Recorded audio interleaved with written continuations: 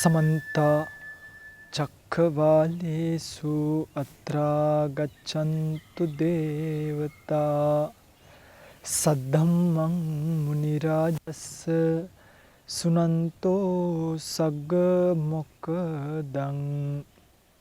धम्मश्रवण कालो अयं भदन्ता धम्मश्रवण कालो अयं बदन्ता धम्मश्रवण कालो अयं बदन्ता.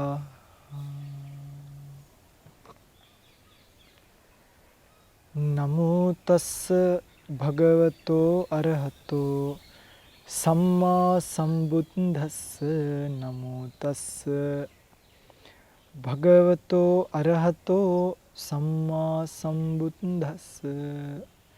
නමෝ තස්ස භගවතෝ අරහතෝ සම්මා සම්බුද්දස්ස.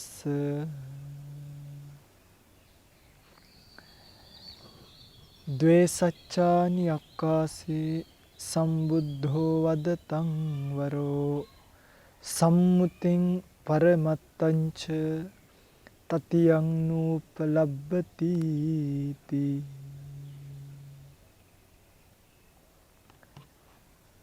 සද්ධර්ම ශ්‍රවණාබිලාෂී ගුණබර වාසනාවන්ත පින්වත්නි, අදත් උතුම් පුන් පොහෝ දින මේ පින්වතුන් සූදානම් වන්නේ ටීවී දෙරණ බහුජන හිතාය බහුජන සුඛාය බොහෝ දෙනෙක්ගේ හිත පිණිස බොහෝ දෙනෙක්ගේ සුව පිණිස සිද්ධ කරගෙන එන ධර්මදේශනා මාලාවේ තරමක් විශේෂිත වූ මාතෘකාවක් ඔස්සේ ආරම්භ කෙරෙන එක්තරා ධර්මදේශනා ගණනාවකින් යුක්ත දේශනා මාලාවක පළමු දේශනාවකට සම්බන්ධ වන්න.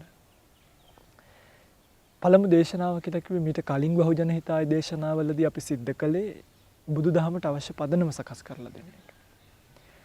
ඒ බුදුදහමට අවශ්‍ය පදනම සකස් වුණාට පස්සේ අපි බුදුදහම තේරුම් ගන්න නම් බුදුරජාණන් වහන්සේ දේශනා කරපු ධර්මයේ පිරික්සන්න ඕනේ.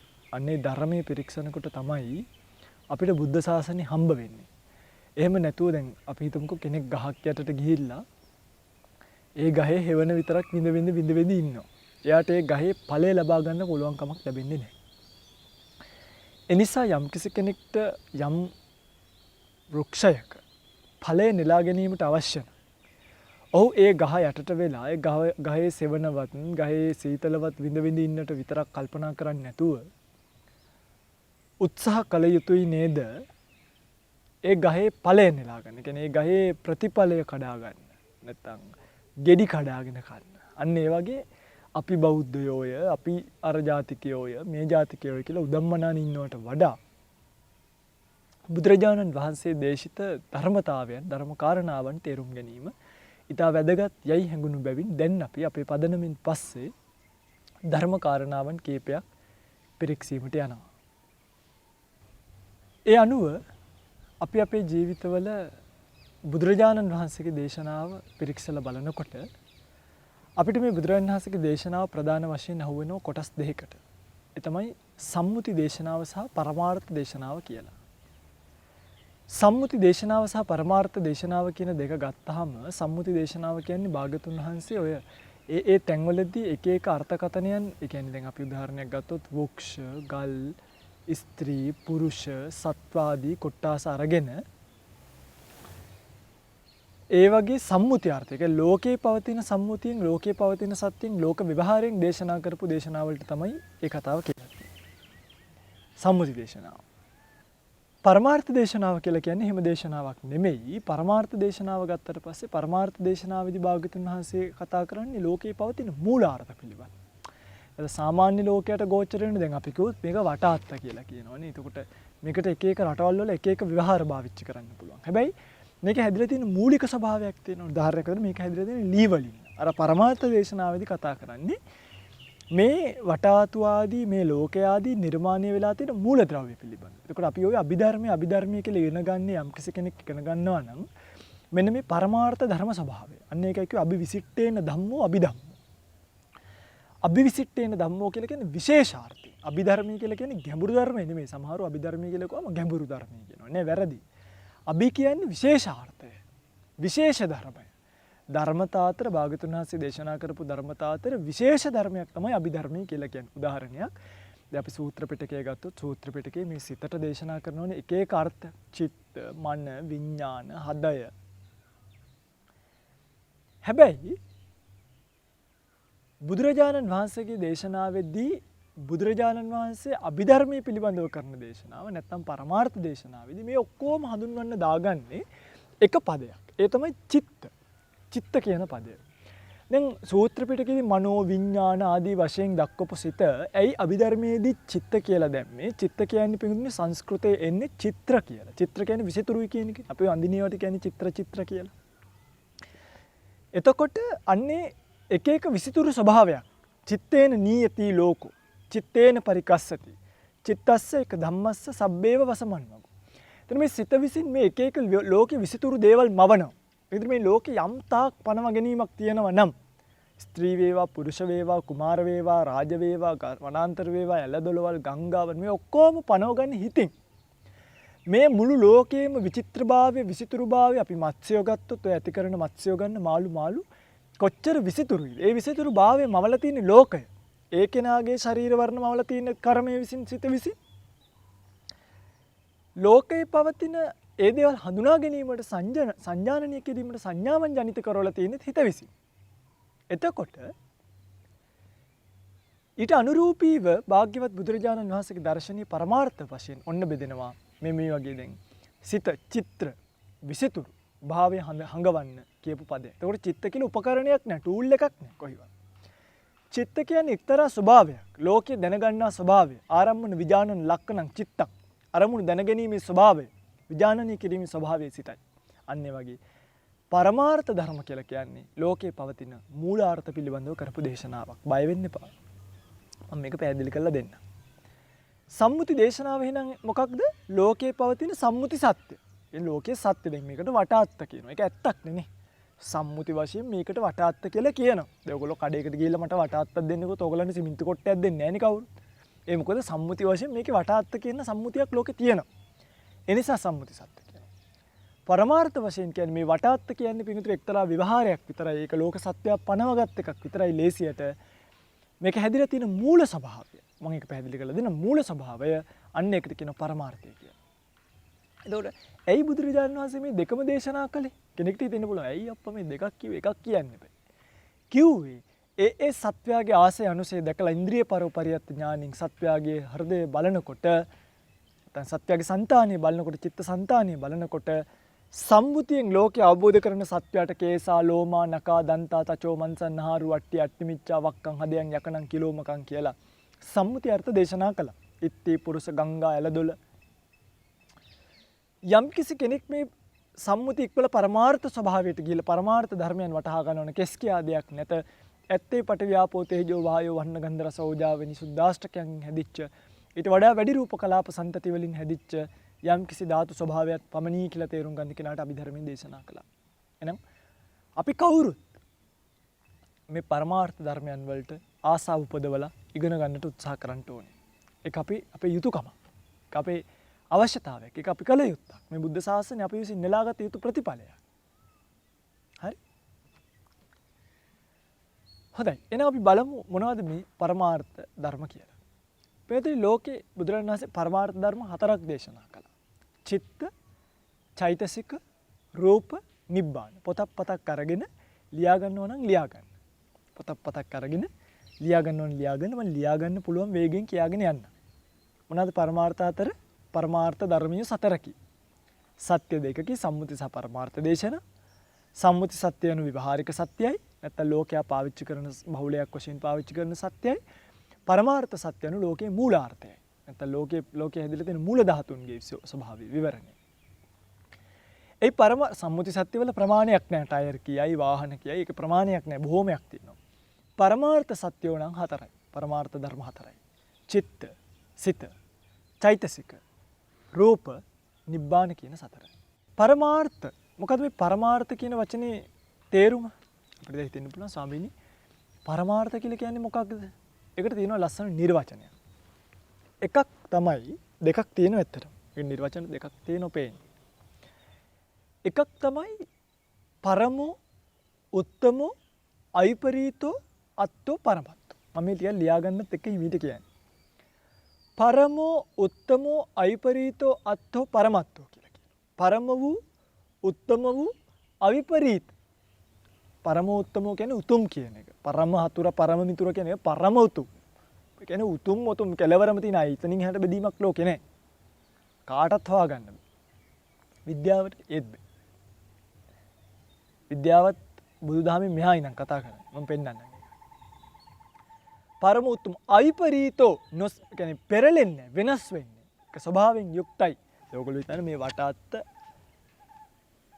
මම මේ ලී කෑල්ල ගලවලා මලක් හරි මොකක් හරි ගියොත් මේක එතන ඉඳන් කෘතිම මලක්. හැබැයි ලීමනේ. ලීමයි. අන්න ඒ වගේ පරමාර්ථ ධර්ම වෙනස් වෙන්න. අවිපරීතෝ වත්තෝ පරමත්තෝ. අවිපරීතෝ වත්තෝ පරමත්තෝ. තව එකක් කියනවා. උතුම් වූ ඥානයට ගෝචර හේයි. එමත් කියනවා. උත්තමස්ස ඥානස්ස අත්තෝ ගෝචරෝති පරමත්තෝ. උත්තමස්ස ඥානස්ස අත්තෝ ගෝචරෝති පරමත්තෝ කියලා කියනවා. උතුම් වූ ඥානයටමයි. ඒ කියන්නේ මේ පරමාර්ථ ධර්මයේ ඇහැට පේන්නේ නැහැ. අන්වීක්ෂකින් බලන්න බෑ. පැහැදිලිද? පුංචි උපකරණ වලින් හොයන්න බෑ. ඒ කියන්නේ මේක අහුවෙන්නේ ඥානස්සත්තෝ ගෝචරයෝති. උත්තමස්ස ඥානස්ස. නිකන් දුර්වල ඥානයට පේන්නෙත් නැහැ. උතුම් වූ ඥානයට විතරයි මේක පේන්නේ. අන්න ඒක නිසා කියනවා මේකට පරමත්තෝ කියලා. පරමාර්ථ ධර්ම හතරයි. චිත්ත චෛතසික රූප නිබ්බාන. අපි බලමු මේ පරමාර්ථවල ලක්ෂණය මොකද කියලා. පරමාර්ථ ධර්ම පෙරලෙන්නේ නැහැ කියන ස්වාමීනි. ඒ කියන්නේ චිත්තේ නිට්ටයයිද? මම හිතනවා. චෛතසිකයේ නිට්ටයයිද? ඒ රූපය අවිපරීතයි කියන්නේ රූපය පෙරලෙන්නේ නැහැ. රූපය නිට්ටයයිද? බොරුනේ ස්වාමීනි. රූපය වයසට යනවා. නිබ්බාණය නම් ඔන්නේ යන්තම් අපිට කියන්න පුළුවන් වානතෝ නික්කන්තන්ති නිබ්බාණං කියලා කියන්නේ මේ තණ්හාවෙන් නික්මුණු නිසා නිබ්බාණය ඒක ස්ථිරයි නිකන් නොවෙනස් වෙනස. ඒ කියන්නේ ඇති නැති භාවයක් පණවන්න බෑ කියලා දෙන්න. එකින් එක හොයාගෙන යන්න. ලස්සනට ඉගෙන ගමු මේක පිළිවෙලට. චිත්ත. පිටගති මේ චිත්තය චෛතසිකයේ රූපේ නිබ්බාණය කියන එක ඉගෙන ගද්දී අපි කාරණා හතරකට අත තියන්න ඕනේ. ඒ හතර ලියා ගන්න කොහෙන් හරි. ඒ හතරට කියනවා මෙන්න මෙහෙම. ලක්ෂණ රස පච්චුපට්ඨාන පදට්ඨාන. ලක්ෂණ රස පච්චුපට්ඨාන පදට්ඨාන. මොනවාද? ලක්ෂණ රස කියලා කියන්නේ දිවේ ගෑවෙන රස නෙමෙයි. මෙතනදී රසයි කියලා කියන්නේ කෘත්‍ය කරන කාර්ය රස කෘත්‍ය. පච්චුපට්ඨාන වැටහෙන කාරණාව කොහොමද තේරෙන්නේ? අපිට දැනගන්න පුළුවන් කොයි ආකාරයෙන්?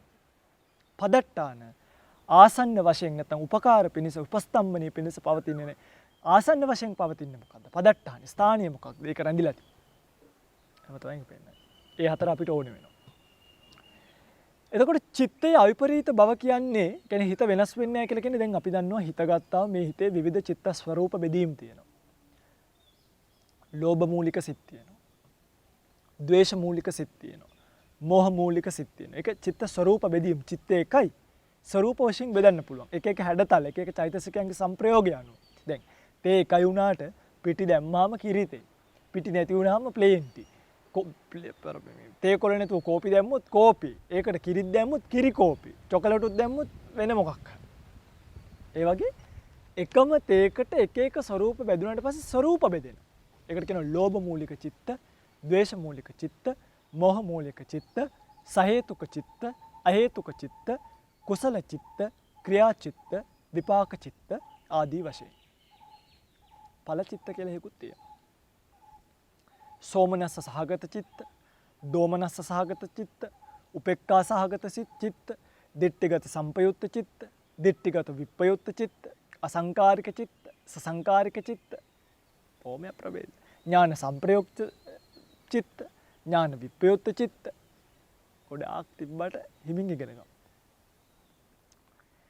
චිත්තයේ අවිපරීත භාවය කියන්නේ යම්කිසි සත්වයක් ගාව ලෝභ මූලික සිතක් ඇති වුණොත් හිතන්නකෝ එක සත්වයක් ගාව ලෝභ මූලික සිතක් ඇති වෙනවා. යේගුයි යේනහි සත්තා තණ්හායි පෙත්ති විසයන් උප්පජ්ජಂತಿ. ඒ තණ්හාව ඇති වෙන సంతාන තණ්හාව ඇති කරගන්න සත්වයයි ලෝභ මූලික සිතින් බොහෝසෙයි යේගුයි යේන. අන්නේ වචනේ හරි වැදගත්. යේගුයි යේන කියන්නේ බොහෝසෙයින් උපදින්නේ പ്രേත ලෝකවල වල. තණ්හාව නිසා බොහෝසෙයින් ඒක දෙවියෙක් වේවා, බ්‍රහ්මයෙක් වේවා, අශ්වයෙක් වේවා, ගවයෙක් වේවා, සුනකයෙක් වේවා, රජ කෙනෙක් වේවා, සිටුවරයෙක් වේවා, මැටි යැමැති බ්‍රාහ්මණ සාමාන්‍ය මිනිසුන් කාගේ సంతානයේ ලෝභය ඇති වුණත් ලෝභයෙන් බොහෝ වෙලාවට සිද්ධ වෙන්නේ പ്രേත ලෝකෙ උපදින එක. මේ සිත තමයි මිනිස්සෙක්ව කිලිටි කරන්නෙත් නැති කරන්නේ. චිත්තේන සංකිලිට්ඨේන සංකිලිස්සanti මානවා. චිත්තේ සුද්ධේ විසුද්ධಂತಿ. සිත කිලිටි කරොත් බ්‍රහ්මයෙක්වත් කිලිටි වෙනවා ලෝභයෙන්. සිත කිලිටි කරොත් දෙවියෙක්වත් කිලිටි වෙනවා ලෝභයෙන්. සිත කිලිටි කරොත් ස්වාමින් වහන්සේ නමක්වත් කිලිටි වෙනවා ලෝභයෙන්. සිත කිලිටි කරොත් මිනිස්සෙක් කිලිටි වෙනවා ලෝභයෙන්. සිත කිලිටි කරොත් තිරිසනුත් කිලිටි වෙනවා ලෝභයෙන්. යේගුයේ නැහි සත්තා පෙත්ති විසයන් උපජ්ජಂತಿ කිව්වා. പ്രേත විෂය උපදිනවා. මොකක් නිසා? තණ්හාව නිසා. යම් කිසි කෙනෙක්ගේ సంతානය ඇති වෙනවා ද්වේෂ මූලික සිත. දෝෂේ නැහි ද්වේෂයෙන් ඡණ්ඩ ජාතිතාය කර්කශ ස්වභාව ඇති රළු ස්වභාව ඇති දෝෂ සදිසං ද්වේෂය හා සමාන වූ නිරයන් උපජ්ජಂತಿ. අන්න තරහ ගන්න මිනිස්සු යන ලෝකෙ පෙන්නනවා. යම් කිසි කෙනෙක්ගේ సంతානෙ නිතර තරහ යනවා. වෛරී ස්වභාවයන් තියෙනවා නම් දෝෂේ නැහි ද්වේෂයෙන් ඡණ්ඩ ජාතිතාය සුන්දර නෑ කර්කශයි රළු ස්වභාවයි කර්කශ ස්වභාව ඇතේ දෝෂ සදිසං ද්වේෂය සමාන නිරය උපදිනවා කියලා කිව්වා. ඔන්නෝමයි තියෙන්නේ. මෝහය නැහි නිච්ඡං නිච්ඡං කිව්වේ නිතර. මෝහය නිසා සම්මූලං බොහෝසෙයින් මුලාව ඇති තිරච්ඡාන යෝනියන් උප්පජ්ජಂತಿ इति. තිරසන් ලෝකේ බොහෝසෙයින් මුලා වෙලා ඉන්නේ මෝහයෙන්. සත්වයෝ යම්කිසි වෙලාවක මෝහෙන් මුලා වෙනවා නම් ඒ මෝහය නිසා සත්වයාට සිද්ධ වෙනවා තිරසන් ලෝකෙ උපදින්න. ඔය මත්පැන් පානය කරන්නට පුරුදු වෙච්ච අය. දැන් අපි ධර්මයේ දන්නවන විතර ඕවයින් ගැලවෙනවා. හරිද? මත්පැන් පානය කරමින් නිතර මෝහයෙන් ඉන්න පුරුදු කරන අය මේ මෝහය අධික තිරසන් ලෝකවල උපදින. දැන් බලන්න කාගේ හිතේ මොන જાති හිතක් හිත කියන එක ඇති වෙනව නැති වෙනව ඒක එහෙමයි. ඒක දෙකක් නේ. හැබැයි ඇති වෙලා නැති වෙන හිත ලෝභ මූලික නම් ඒ ලෝභ මූලික කර්මයේ විපාක වශයෙන් ආවොත් මරණ වෙලාවේ කර්මය මතක් වෙලා විපාක සම්තතියක් විදිහට පහළ වෙන සිත් පරම්පරාව රූප පරම්පරාව പ്രേත ලෝකේ. අන්නේ නිසා ඒක ඒ චිත්තේ අවිපරීත භාවයක්. ඒක පින්වතුනි කාටත් වෙනස් වෙන්න. ඒක බෝධිසත්වයෙක්ට වේවා. කොයි කාටත් වෙනස් නොවන ධර්මතාවයක් යම් කිසි කෙනෙක් ලෝභෙන් ඉන්නවා නම් එයා දෙවි කෙනෙක් වේවා. දැන් ඔය අපේ අය හරි ආදරෙන් දෙවිවරු කිය ආයුධ කරේ තියාගෙන ඉන්න මිනිස්සු ගාවට යනවා. ඒ ද්වේෂය නිසා ඒ තරම් ද්වේෂයකින් නම් ඒ දෙවිවරු ඉන්නේ දෙවිවරුන්ට දිව්‍ය ලෝකේ මෙහෙම ඉන්න බෑ. එවන් චුත වෙනවා. චුත වෙලා ගිල්ල උපදින්නේ කොහේද? දෝෂහීනි සත්තා ඡණ්ඩ ජාතිතාය දෝෂ සද්ද නිරයන් උපජ්ජಂತಿ. ද්වේෂයෙන් නිසා නිරය උපදින. අන්න ඒක චිත්තය විපරීත භාවයක්. ඒක සිතේ වෙනස් වෙන්නේ නැති ස්වභාවයක්. පරමෝ උත්තම විපරීතවත්ව පරමත්තෝ.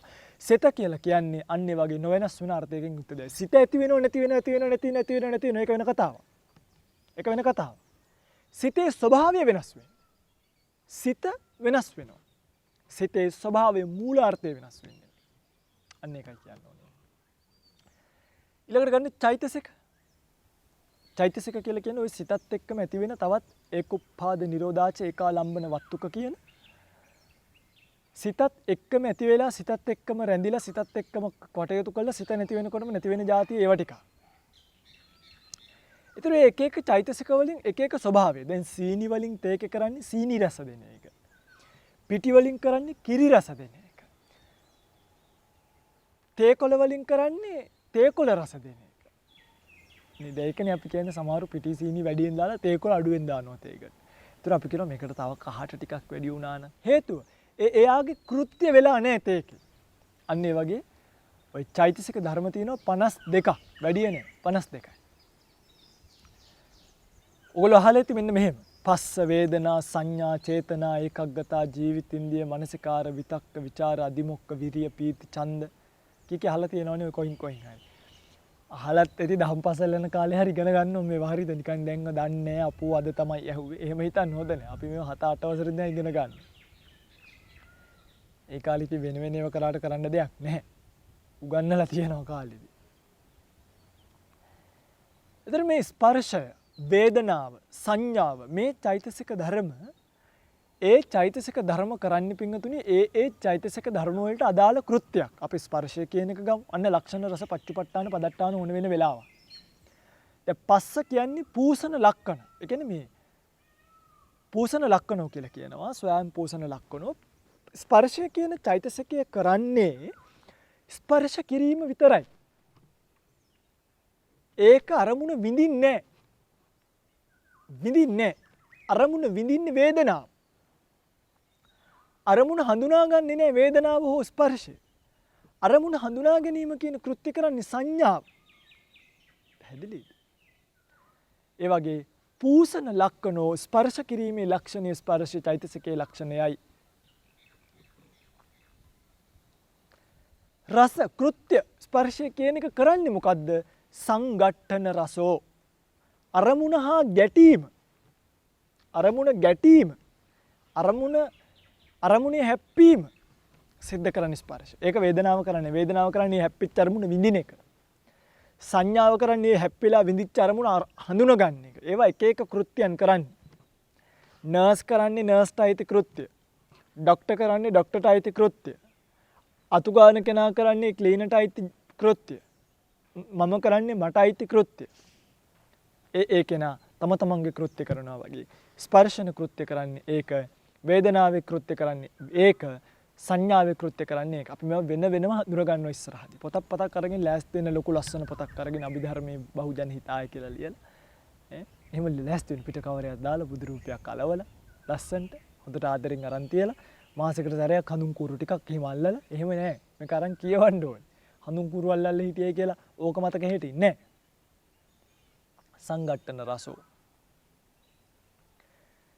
වැටෙන්නේ කොහමද? සන්නිපාත පච්චුපට්ඨානෝ. සන්නිපාත පච්චුපට්ඨානෝ කියලා කියන්නේ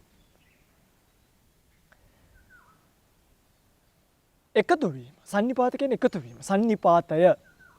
ඔය සන්නිපාතේ නම් හරියන්නේ නැහැ. එමු කියන්නේ එකතු වීම. එකතු වීම කියන්නේ කාරණා තුනක එකතු වීම. ඒවට අභිධර්මයේදී කියන්නේ වස්තු ආරම්මන චිත්ත කියලා. වස්තු ආරම්මන චිත්ත. නැත්තම් වත්තු කියලා කියන්නේ අපේ හිත ඇති වෙන තැන්.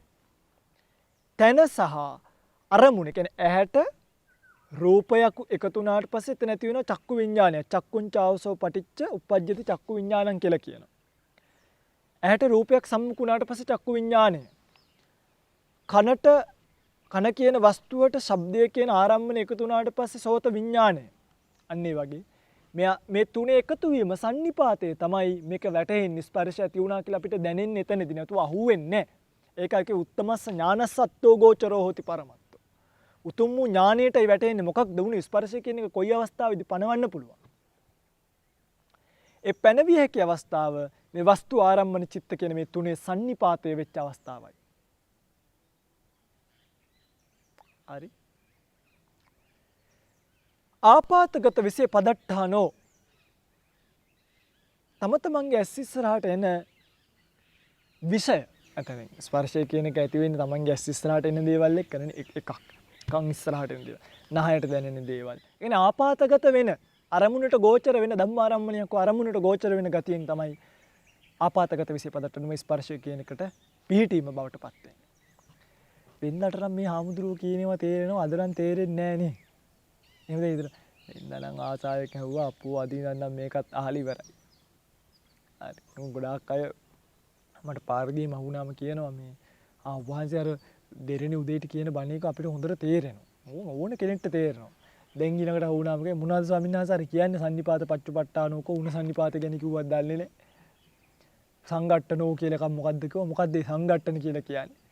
එහෙම බෑ. දැන් අපි ටිකින් ටික වර්ධනය වෙනවා. හැමදාම මොන්ඩිසෝරි කියලා හරියනවා. හැමදේම හා ඉඳලා හරියනද වපුරන්න එපා. වපුරුවාමනේ ඵල ලැබේ. ඵල ලැබුණාමනේ ගොයන් කපා ගන්න පුළුවන්. ඊට පස්සේ විකුණන්න පුළුවන්. ඊට පස්සේ කීයක් හරි හම්බ කරගන්න පුළුවන්. නැත්නම් හැමදේම මීහරක් වගේ මේකට බෑලා. එහාට අහනවා මෙහාට අහනවා. අන්තිමට මඩයි හරකුයි විතරයි. එහෙම බෑ. එළියට එන්න ඕන. එහෙනම් ස්පර්ශය කියන එකේ කියන්නේ පෙරලෙන්නේ නැති ස්වභාවය තමයි ඒ චෛතසික ධර්මයන්ගේ ක්‍රියාකාරීත්වය. ඒ චෛතසික ධර්මයන්ගේ ක්‍රියාකාරීත්වය. රුප්පතිති රූප.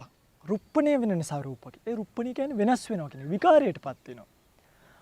ස්වාමීනි එතකොට ඒක කොහොමද අවිපරීත වෙන්නේ? දැන් ඕගලන්ට එන්න ඕනේ. මේ කල්පනා ඔය හොක් කරගෙන අහන් ඉන්නේ නැතුව දැන් මම කලින් කිව්වා රූප අවිපරීතෝ අත්තෝ පරමත්තෝ වෙනස් වෙන්නේ නැති නිසා රූපය කියනවා. දැන් කියනවා විකාරයටපත් වෙන නිසා රූපය කියනවා. හරියට කියන ස්වාමීනි දැන් හැමදාම ඔය පැටලිල්ල තමයි පැටලුනේ. හරි. අද හරියට ඉගෙන ගන්න මේ. අවිපරීතෝ අත්තෝ පරමත්තෝ කියලා කිව්වේ දැන් අපි ගමුකෝ මෙහෙම. මේ රූපය කියන එක ඇත්තටම වෙනස් වෙනවනේ. අපිට ඒක තේරෙනවනේ. ඒ වෙනස් වෙන්නේ පින්වතුනි මේ රූප සන්තති. කියන්නේ ඕකට විභාවනී කියලා අභිධර්මයට ලියවිච්ච ලස්සන ටීකාවක් තියෙනවා විභාවනී ටීකාව. ඒකේ දක්වනවා මේ පූර්ව රූප සන්තතියත් අපර රූප සන්තතියත් තමයි වෙනස් වෙන්නේ. හැබැයි රූපයේ මූලාර්ථය දැන් රූපය කියන එක හැදෙන්නේ ඔයගොල්ලෝ අහලා තිනවා පඨවි ආපෝ තේජෝ වායෝ කියන මහා භූත හතරක්. සතර මහා භූතයෝ කියන්නේ. ඒතරේ පඨවිය ස්වභාවය දක්වනවා පඨවි කක්කල ලක්ෂණ කියලා. ඒ කියන්නේ මේ කර්කශ ස්වභාවය, දෘಢ ස්වභාවය, දැඩි ස්වභාවයෙන් යුක්තයි. ඒතර අපි ගත්තොත් ආපෝ. ආපෝ කියන එක ආබන්ධන ස්වභාවයෙන් යුක්තයි. තේජෝ උණුසුම් සීතල ස්වභාවයෙන් යුක්තයි. වායෝ පුම්මන හකුළු වෙන ස්වභාවයෙන් යුක්තයි. අන්නේ මූල ස්වභාවය වෙනස් වෙන්නේ නැත. ඒකයි කියන්නේ. ඒ මූල රූප ස්වභාවය වෙනස් වෙන ඒක බල්ලෙක්ගේ පටවිය ගත්තත්, මගේ පටවිය ගත්තත්, ගහක පටවිය ගත්තත්, ගලක පටවිය ගත්තත්, ආසෙ ගත්තත්, ගුවන් යානයක ගත්තත්, ජෙට් එකක ගත්තත්, මිග් එකක ගත්තත්, කෆීර් එකක ගත්තත් මම මේ කියන්නේ සිංහලෙන් තේරෙන්න පටවියමයි. පටවියේ දැඩි ගතිය කියන එක මෙතන පටවිය චොකලට් රහයි, අතන පටවිය සීනි රහයි එහෙම නැහැ. ඒ පටවි දෙකම එකයි. ඒවං භාවි ඒවං ධම්මෝ. ගහක තියෙන පටවියයි මගේ පටවියයි එකට කරලා බැලුවොත් එහෙම යම්කිසි දෙයකින් එහෙම පරීක්ෂණ කරන්න පුළුවන් එකක් නෙමෙයි. හරිද? මේක ගතියක්. ඒක මැට එකක් නෙමෙයි. යම්කිසි ද්‍රව්‍යයක් නෙමෙයි. අරගෙන බැලුවොත් එකයි. අන්න ඒ ස්වභාවයට කියන විපරීතයි කියලා. හැබැයි ඒ පඨවි ආපෝ තේජෝ වායෝ වන්න ගන්ධ රස ඕජා වැනි රූප කලාප වලින් නැත්නම් රූප ධර්මතාවලි රූපයන්ගෙන් එකතු වෙච්ච කලාප මිටි වලින් හැදෙච්ච රූප සන්තතිය සීත උෂ්ණ ආදීන් වෙනස් වීමටපත් වෙනවා. ඒක පූර්ව සන්තතිය නෙමෙයි. දැන් මේ පාර තියෙන පඨවිය නෙමෙයි ඊළඟ පාර ඇති වෙන්නේ. පඨවියමයි අඩු වැඩි වීම වශයෙන් වෙනස් වෙනවා. අන්න ඒකයි විකාරයටපත් වෙනවා. විකාරයටපත්. ශීත උෂ්ණ ආදීන් වෙනස් වීමටපත් වෙනවා. ඒකයි කිව්වේ පිත්ත සමුට්ඨාන ආබාධා පිත කිපීමෙන් ආබාධයටපත් වෙන්න පුළුවන්. සෙම්ම සමුට්ඨාන ආබාධා සෙම ඇතිවීමෙන් ආබාධයකටපත් වෙන්න පුළුවන්. උතු පරිණාමජා ආබාධා ඍතු පරිණාමයෙන් ආබාධ ඇති වෙන්න පුළුවන්. විසම පරිහාරජා ආබාධා වැරදි ඉරියව් භාවිතාවෙන් විකාරයටපත් වෙන්න පුළුවන්. ඕපක්ඛමික ආබාධා උපක්‍රම කිරීමෙන් ආබාධයකටපත් වෙන්න පුළුවන්. මෙන්න මේ විකාරයටපත් වීමට පුළුවන්කම නිසා තමයි මේකට විකාරයට රුප්පණයටපත් වෙන ස්වභාවික වෙන්නේ. නැත්නම් රූපේ මූලාර්ථය ගත්තොත් ඒක විපරීතයි. ඒක මගෙත් එහෙමයි, ඔබේ දතුත් එහෙමයි, මගේ දතයි ඔබේ දතයි අරගෙන දිය කරලා බැලුවොත් අවසානට ඉතුරු වෙන ධාතු එක සමානයි. එකයි.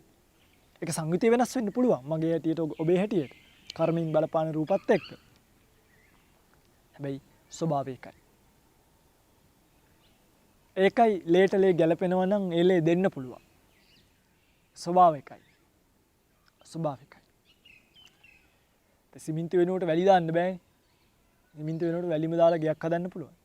වැලි වෙනුවට සිමෙන්තිම දාලා හදන්න පුළුවන්. හැබැයි ඒවා ස්වභාව වෙනස්.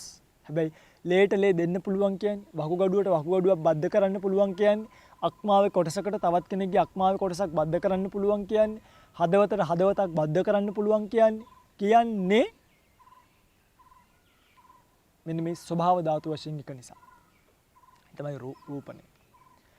නිබ්බානය එකත් කියන්නකො චිත්තචෛතසික රූප අපි ඔක්කොම කතා කළා. නිබ්බාන කියලා කියන්නේ වෙනස් ස්වභාවයක්.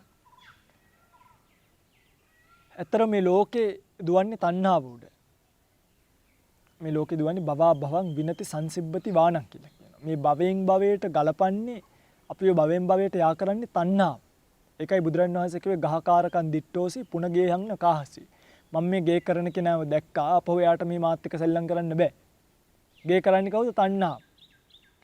ගහකාරකන් දිට්ඨෝසි භවා භවං විනති සංසිබ්බති. ගැට ගහනවා බඳිනවා අල්ලලා යා කරනවා. කවුද? වාණං තණ්හාව. නිවන කියලා කියන්නේ මේ වානතෝ නික්කන්තන්ති. මේ වානේ නැත්තම් නිවනේ කියන්නේ තෘෂ්ණාවෙන් වෙන් වෙච්ච ගැලවිච්ච තැන. ඒක සංකත නැහැ. ඒක මොනයින්වත් හැදුනා නෙමෙයි. ඒක අසංකතයි. ඒ නිසා ඒක ඉතින් ඒක නම් කිසිසේත්ම වෙනස් වීමකටපත් වෙන්නේ ඒක ඉතින් ස්ථීර වශයෙන්ම පරමාර්ථමී පවසින ස්වභාවයක්. පවතිනවයි කියවට දෙයක් තියෙනව නෙමෙයි. ඒක ස්වභාවයක්. ස්වභාවය කියන එක දෙයක් නෙමෙයි. ඒක හැටියක්. අපි අරයට පිස්සු වගේ. පිස්සු කියන්නේ ගතියක් මිසක් ස්වභාවයක් නෙමෙයි. ඒක යාගේ හැටියක්. මනුෂ්‍ය කියන්නේ දෙයක්. පිස්සු කියලා කියන්නේ ස්වභාවයක්. අන්න එහෙමයි. මේ තමයි සතර පරමාර්ථ ධර්ම. ඒ තමයි සතර පරමාර්ථ ධර්ම. ඉතින් මේ පරමාර්ථ ධර්ම පිළිබඳව ලොකු විස්තරයක් ලස්සනට අපි තියාගන්න ඕනේ. එහෙම තියාගෙන අපි මේ පරමාර්ථ ධර්ම ඉගෙන ගන්න බහින්න ඕනේ. දැන් මේ පරමාර්ථවල මූලික අර්ථය තමයි මේක. සමේ මූලාර්ථ මතක නැති කෙනෙක්ට ඉස්සරහට යන්න බෑ. කොහොමද යන්නේ කොහොමද එන්නේ කොතනින්ද පටන් ගන්නෙ අන්න ඒ වගේ අපිට දැන් මේක තේරෙන්න එපා කොයින් හරි. ඉතින් මේ පරමාර්ථ කියන්නේ මොනවද සම්මුතිය කියන්නේ මොකද්ද පරමාර්ථ ධර්ම කීයක් තියෙනවද සම්මුති ධර්ම කීයක් තියෙනවද කියලා තේරුම් ගන්න කෙනාට මෙතනින් එහාට අභිධර්ම ඉගෙන ගැනීමක් කරන්න පුළුවන්. මම ගොඩක් කියලා දෙනවා නෙමෙයි. ගොඩාක් කියලා දෙන්නේ නැහැ. මේ ටික දැනගන්න ඕනේ ටික. ගොඩක් කියලා දෙන්න යන්නේ නැහැ. නමුත් අවශ්‍ය ටික සාමාන්‍ය ජීවිතයට දැනගත යුතු අභිධර්මී ටික. දැන් මේක මම මේ අභිධර්මීට PhD එකක් කරන්න යන කෙනෙක්ට කියලා දෙනවා හිතාගෙන කියලා දෙන්නේ නැහැ. ගෙදර උයන අම්මා කෙනෙක්ට වැඩට යන තාත්තා කෙනෙක්ට තේරුම් ගන්න පුළුවන් ගානින් තමයි මම මේක කියන්නේ. හරිද? එතකොට ඒ නිසා මේ කියපු මූලික ටික හොඳට මතක තියාගන්න. මෙතනින් එහාට මම මේ අභිධර්මයට උගන්වන්න යන්නේ ටිකක් වෙනස් විදිහකට. වෙනස් කරුණු එක්ක. ඇත්තට මේක අභිධර්ම ඉගැන්වීමක්. ඒකයි මම මේ ටිකක් ගැඹුරු කාරණා ටිකක් කියාගෙන ගියේ. මෙතනින් එහාට මේක තේරෙනවා රහයි. හොඳයි. අපි මෙහෙම බලමු. අපි අභිධර්ම ඕන වෙන්නේ ඇයි? පින්වතුනි අභිධර්මයත් එක්ක තමයි මේ ජීවිතේ නැවත පුනර්භවයක් වෙන විදිහ. පුනරුත්පත්තියක් වෙන විදිහ. නැවත උප්පත්තියකට යන ආකාරය. මැරෙන විදිහ, ජීවත් වෙන විදිහ, හැමදේම හිත හදා ගන්න විදිහ. පරමාර්ථ ධර්ම හරියට දැනගෙන හිටියොත් විතරයි. උදාහරණයක් මම කියන්නම්. දැන් ඕගොල්ලෝ මේ ජීවිතේ ජීවත් වෙලා මැරෙනවනේ. ඔන්න ඔය මැරෙන්න යනකොට ඒ මැරෙන්න ගිහිල්ලා අපි හිතමුකෝ ඔය මැරෙනකොට ඕන මිනිහෙක්ට මතක් වෙනවා මෙන්න මේ තුන. අපි ඔක්කොටම කර්මය, කර්ම නිමිත්ත, ගති නිමිත්ත කියලා නිමිත්තක් මතක් වෙනවා. එකට කියනවා මැරෙන්න ලං වෙලා මතක් වෙන දේවල්. ඔය කට්ටිය කියන්නේ අරවා පේනවා. කොඩි පේනවා. දැන් අපි ආන්නේ කෙනෙක් කියනවා නම් මට ටිකක් සනීප නෑ වගේ. මොකෝ සුදු කොඩි පේනවද? ඔය ආන්නේ නිමිති පේනවද? අභිධර්මයේ දන්නේ භාෂාවෙන් අහනවද? කහ කොඩියම පේනවද නේ? කනතු සොහොන් මොනවද අහන්නේ? මැරෙන නිමිති පේනවද? ওই නිමිති තුනයි. කර්මය, කර්ම නිමිත්ත, ගති නිමිත්ත. ඒක කුසල වෙන්නත් පුළුවන්, අකුසල වෙන්නත් පුළුවන්. කුසල වෙන්නත් පුළුවන්, අකුසල වෙන්නත් පුළුවන්. කුසල වෙන්නත් පුළුවන්, අකුසල වෙන්නත් පුළුවන් කියලා කියන්නේ දැන් අපි හිතමු කර්මය කියලා කියන්නේ තමන් කරපු කුසල අකුසල කර්මයක්. කෙනෙක් බෝධියක් අතු ගන්නවා හැමදේම හවසට. කෙනෙක් ඌර මරනවා. කෙනෙක් බෝධියක් අතු ගන්නවා, කෙනෙක් ඌර මරනවා. බෝධිය අතු ගන්න එක කුසල කර්මයක්. ඌරෝ මරණ එක අකුසල කර්මයක්. ඔන්න මැරෙන්න ගිහිල්ලා මැරෙන්න ලං වෙලා කෙනෙක්ට මතක් වෙනවා මං බෝධිය අතු ගෑවනේ කියලා. කුසල කර්මයක් මන්න මතක් වුණා. කර්මයක් මතක් වුණා. අකුසලයේ කරපු කෙනාට මතක් වෙනවා අනේ දෙයියනේ මම ඌරු මැරුවනේ මෙච්චර කාලයක් අපරාධේ කියලා. අකුසල කර්මයක් මතක් වෙනවා. කර්ම නිමිත්ත කියලා කියන ඔය සංසිද්ධිය මතක් වෙන්නේ නැහැ. කර්මයට පාදක වෙච්ච දෙයක්. බෝධි අතු ගන්න කෙනාට බෝකොළ මතක් වෙන්න පුළුවන්. ඉදල මතක් වෙන්න පුළුවන්. වැලි මලුව මතක් වෙන්න පුළුවන්. ඔය වැලි මලුවේ රටා එහෙම දාන්නේ ඒකයි. ඒවා එතකොට මතකෙ හිටිනවා. හැමදේම රටා දාන වැලි මලුවක ඒවා මතකෙ හිටිනවා. කර්ම නිමිත්තක් විදිහට එන්න පුළුවන්. මැරෙන වෙලාවේ ලස්සනට පන්සල අතු ගෑවා කි. වෙන වැඩ නැති නිසා ඕකේ මේ රවුම් අඳිනවා නෙමෙයි කට්ටිය. අන්නේම කමං කරපු කුසල කර්මයේ කර්ම නිමිත්ත මතක් වෙන්න පුළුවන්. අකුසල කර්මයේදී ඌරගේ බෙල්ල තියපු දංගෙඩිය මරපු පිහිය වදකාගාරය එල්ලපු කොකු ඒව මතක් වෙන්න පුළුවන්. ගති නිමිත්ත කියන්නේ ඊළඟට උපදින්න යන තැන. ඔයගොල්ලෝ අහලා තියෙන දුටුගැමුණු රජතුමාට කරත්ත පෙවුන දිව්‍ය ලෝක 6න් ආපු අපේ දිව්‍ය ලෝකෙට එන්න අපේ දිව්‍ය ඒ කියන්නේ ඒ කර්මයක් මේ කර්ම නිමිත්තත් නෙමෙයි පෙවුනේ. රුවන්වැලි මහසෑය පෙවුනෙත් නැහැ. වැඩ කරා කියලා මතක් වුණෙත් නැහැ. යන්න හදන තැන. ඒකට කියනවා ගතිය. ඔය සමහරු මැරෙන්න ලං වෙලා කියන්නේ ආන් අතන කවුද බලන් ඉන්නවා. මොකද දෙවිවරු බලන් ඉන්නවද නෑ. പ്രേත ලෝකවල වලින් ඉතින් ආරාධනා. ඉන්නකම් කරපු හොඳකම් වලට අනුරූපීව කැන්දයි යන්නේ ඇවිල්ලා പ്രേත ලෝකෙ. අන්න අතන බලන් ඉන්නවා කියනවා. එහෙම කියනවා හරිද මම දැකලා තියෙනවා. අන්න අරයත් එක්ක වැයෙන කන්නවත් දෙන්නේ අරය බලන්ම ඉන්නව කොයි වෙලේ. ගින්දර පේනවා. ඒ කොයි යන්නද? තුසිත යන්නේ. නෑ ගින්දර තියෙන්නේ අපායේ. අතන අර සත්තු රැලක් ඉන්නව අර කියනවා. තිරිසන් ලෝකවල වල යන්නේ. ඒ වගේ අය ඉන්නවනම් දැන් බය වෙන්න එපා අපිට උපකාරයක් කරන්න පුළුවන් යම්කිසි මේ මානසික මට්ටම කඩන්න. එහෙම කරන්න පුළුවන් යම්කිසි දේවල්.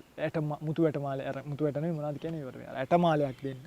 බුදු ගුණ ගණන් කරන්න කියලා මොන හරි දෙන්න එහෙම වෙනස් වෙනවා මයින්ඩ් එක. එහෙනම් කර්මයක් හෝ කර්ම නිමිත්තක් හෝ ගති නිමිත්තක් යම්කිසි කෙනෙක්ගේ సంతානි පහළ වුවහොත් නෙමෙයි වෙනව හරිද? එයාට ඒ අනුරූපී උප්පත්තිය ලැබෙනවා. මේ ජීවිතේ ඔයගොල්ලෝ හැමෝටම එහෙම කර්මයක් හෝ කර්ම නිමිත්තක් ගති නිමිත්තක් පහළ වෙනවා. එතකොට ස්වාමීනි අපි විවිධ දේවල් කරලා තියෙනවානේ. කොයි ආකාරයෙන් අපිට කුසල අකුසල කර්මයක් එයිද දන්නේ නැහැ නේද? මොකක් එයිද? ඒක එන විදියකුත් තියෙනවා. ඒක එන ක්‍රමෙ ලියා ගන්න හරිද? මේ ලියා ගන්න ආයෙත් මතක වෙනවා. ඒක එන්නේ ගරුක ආසන්න ආචින්න කටත්ත. ගරුක කර්ම ආසන්න කර්ම ආචින්න කර්ම කටත්තා කර්ම. ඒ විදිහට තමයි. ඒකත් කුසල අකුසල කියලා බෙදෙනවා. ගරුක කර්ම කියලා කියන්නේ යම් කිසි කෙනෙක් මේ ජීවිතේ ආනන්තරීය පාප කර්මයේ වගේ එකක් කළා තියෙනවා. ඒක ගරුක අකුසල කර්මයක් වෙන මොන කුසල අකුසල කර්ම කළා තිබත් ඒක මතක් වෙන ප්‍රවණතාවය ප්‍රමුඛතාවය වැඩි, ප්‍රයොරිටි එක වැඩි. කුසල කර්මයක් කියලා කියන්නේ ධානියක් යම් කිසි කෙනෙක් උපදවල වශීභාවයට පත් කරලා තියෙනවනේ. ඒක ගරුක කර්මයක් විතර වෙනත් කුසල කර්ම ඔක්කොම අභිභවලා ඒක ළඟට එන ඒක ගරුක කර්මයක්.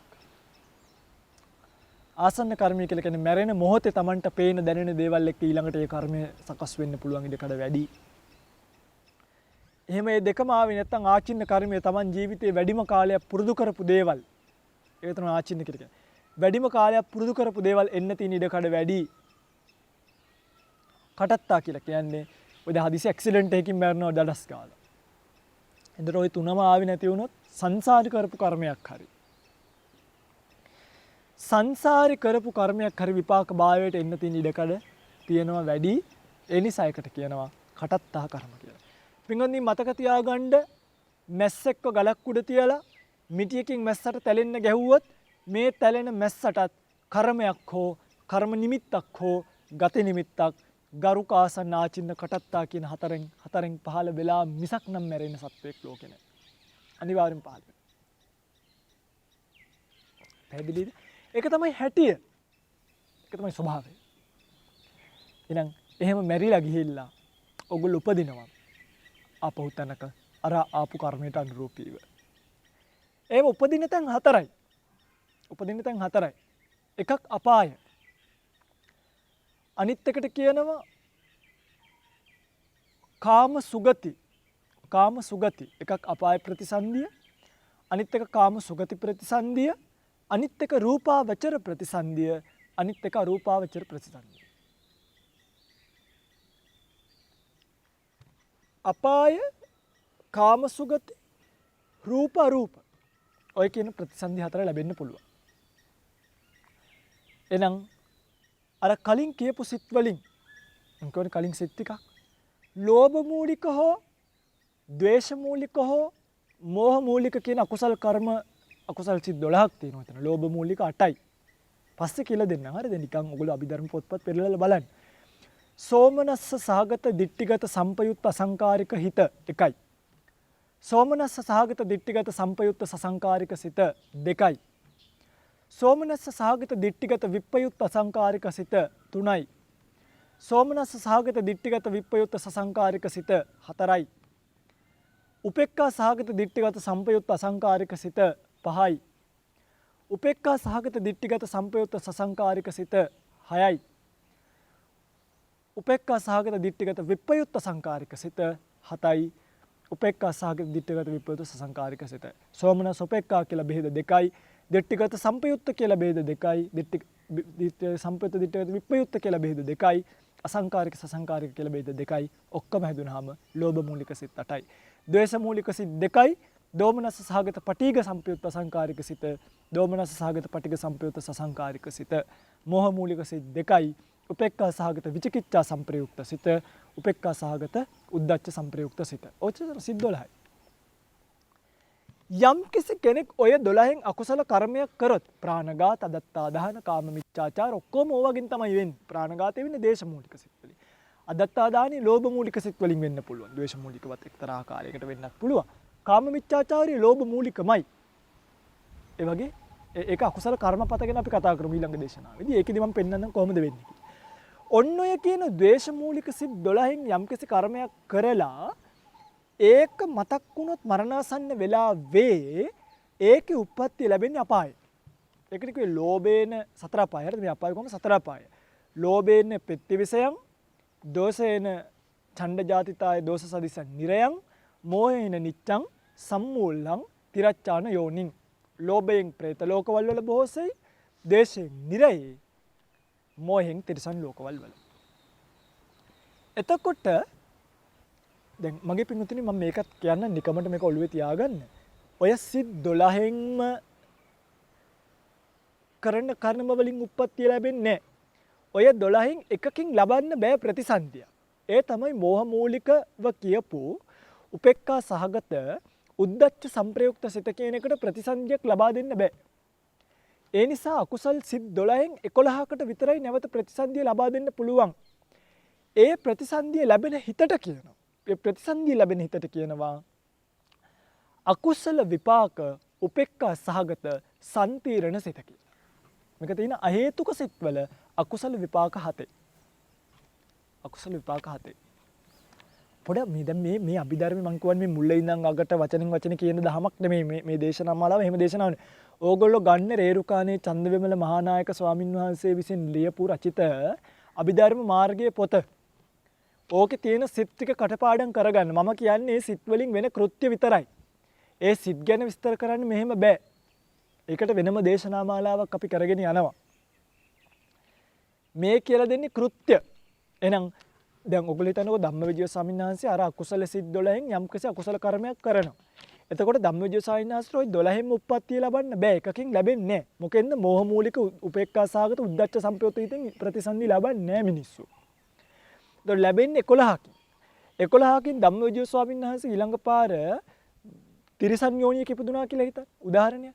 ඒ උපදිනකොට මට පහළ වෙන ප්‍රතිසන්දි හිත නැත්තම් මුල්ම හිත. ඒකට කියන්නේ උපේක්ඛා සහගත අකුසල විපාක උපේක්ඛා සහගත සම්තිරණ හිත කියලා. මේ 11න්ම කරන කර්මෙන් විපාක ලැබෙන්නේ අර හිත. ඒකට කියනවා අපාය ප්‍රතිසන්දිය කියලා. දැන් පැහැදිලිද? පැහැදිලිද? මේක ලස්සනයි. ටිකක් තේරුම් ගන්නකො මේ දේශනාව ආයිත් අහනකොට තේරෙනවා. කාම සුගතිය උපදින හිත් ටිකක් තියෙනවා.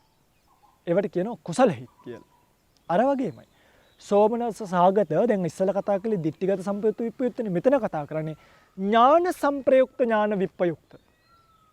අර අටමයි උපේක්ඛා සහගත අතරේ සෝමනස්ස සහගත අතරේ. අසංකාරික සසංකාරික ભેදය. දිට්ඨිගත සම්පයුක්ත විප්පයුක්ත වෙනුවට එතනට දාන්න ඥාන සම්පයුක්ත ඥාන විප්පයුක්ත. හරි. යම්කිසි කෙනෙක් ඔන්න ඔය අටෙන් කුසල කර්මයක් කරොත් ඒ කුසල කර්මය නිසා එයා උපදිනවා කාම සුගතියේ. ඒ කියන්නේ එක්ක මනුෂ්‍ය ලෝකේ එක්ක දිව්‍ය ලෝක හයේ කාම සුගති භූමි හතමේ. ඒකත් කුසලයේ දුර්වලයි නම් කුසලයේ දුර්වලයි නම් එක්තරා හේතුක ප්‍රතිසන්දියක් ලබන්නත් පුළුවන්කම තියෙනවා විනිපාතික වගේ අසුර නිකායන් වල විනිපාතික ඔය පරදත්තෝපජීවි වගේ කියලා දෙයගෙන කියන්නේ මේ වෙලාව නෙමෙයි ඉතින්නේ කියලා දෙන්නම් ආපහු ක්‍රමානුකූලව කාරණාවෙන් කාරණාව අරගෙන දැන් අකුසල හිත් 12න් 11කින් ලැබෙන අපාය ප්‍රතිසන්දිය කුසල් සිත් 8න් ලැබෙනවා කාම සුගති. ඒ වගේම රූපාවචර සිත් 5ක් තියෙනවා අරූපාවචර සිත් 4ක් තියෙනවා කුසල් සිත්.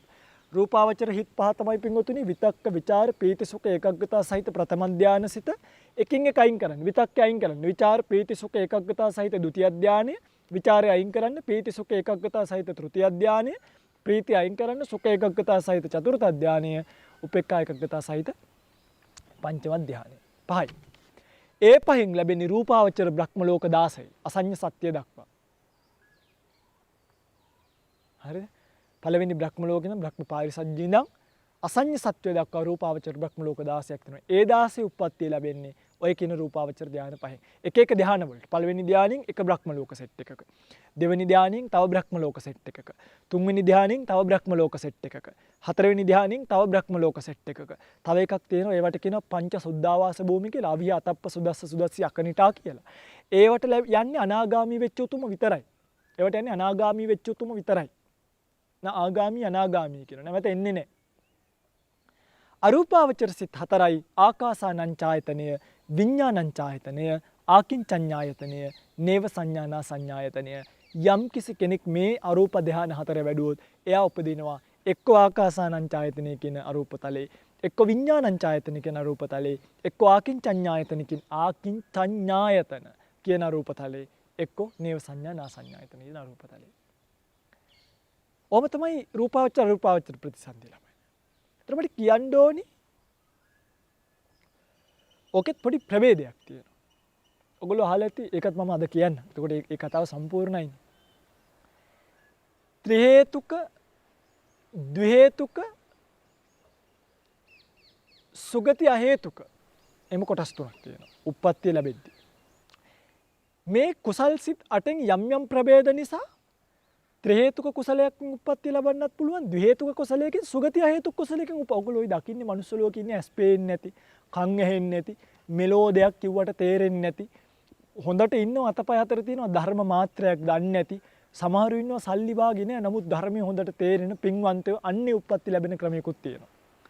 ඒක කියලා දෙන්න අද වෙලාව නෙමෙයි. අද මේ ඇති. අපේ මේ කැපැසිටි එක ඇති. අද ධාරිතාවේ ඉක්මනවා නැත්තම්. මේ ටික හොඳට ලියාගෙන මතක තියාගන්න. මේ දේශනාව නැවත වාරයක් ශ්‍රවණය කරන්න උත්සාහ කරන්න. ඒක හොඳට මතක තියාගත්තොත් මම ඊළඟ සතියේ ඊළඟ මාසේ කියලා දෙන්නම්. මේ සිත ඇති වෙන්නේ කොහොමද? ඇති වෙනකොට ඇති වෙන ලස්සන ධර්මතාව ටික. පිටින්ද මේක අලුත් විෂයක්. මේක ඉගෙන ගන්න ආස කරන්න. මේ තමන්ගේ ජීවිතය ගැන ඉගෙන ගන්න විදිය. ඒ සඳහා ඔබට මේ දේශනාව හේතු වේවා කියලා ප්‍රාර්ථනා කරමින් කාලය අවසන් නිසා අදට දේශනාව අවසන් කරන ඔබ සියලු දෙනාට චතුරාර්ය සත්‍ය ධර්මයේ සුවසේම අවබෝධ වීමට මේ කුසල් පාරමී වේවා, පාරමී ශක්තියක්, පාරමී දහමක් වේවා කියලා ප්‍රාර්ථනා කරමින් දේශනාව අවසන් කරනවා. පියන්නේ අද දවසේ මේ උතුම් ධර්ම දේශනාව ශ්‍රවණය කිරීමෙන් දේශනා කිරීමෙන් ඔබ අප ලද්දා වූ කුසලයන් ඔබ අපි නමින් මියගිය සියලු ඥාතීන් අනුමෝදන් කරගෙන සසර ජීවිතය සූපත් කරගනිත්වා. එක්මන් භවයකම උතුම් චතුරාර්ය සත්‍ය ධර්ම අවබෝධය කරගෙන උතුම් නිවනින් සුවසේම නිවීමට මේ කුසල් පාරමී වේවා, පාරමී ශක්තියක්, පාරමී දහමක් වේවා කියලා ප්‍රාර්ථනාවක් ඇති කරගන්න. ඒ වගේම වෙහෙර විහාර ගම්දනව වන සෙනසුන් ආරක්ෂා කරන සීල දෙවියෝ මෙපින් අනුමෝදන් කරගෙන දෙව්ලොව සැනසෙත්වා.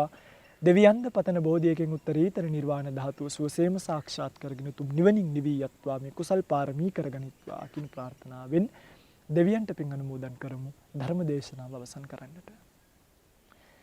එත්තාවතාච අම්හෙහි සම්භතං පුඤ්ඤ සම්පදං සබ්බේ දේවා අනුමෝදන්තු සබ්බ සම්පත්ති සිද්ධියා.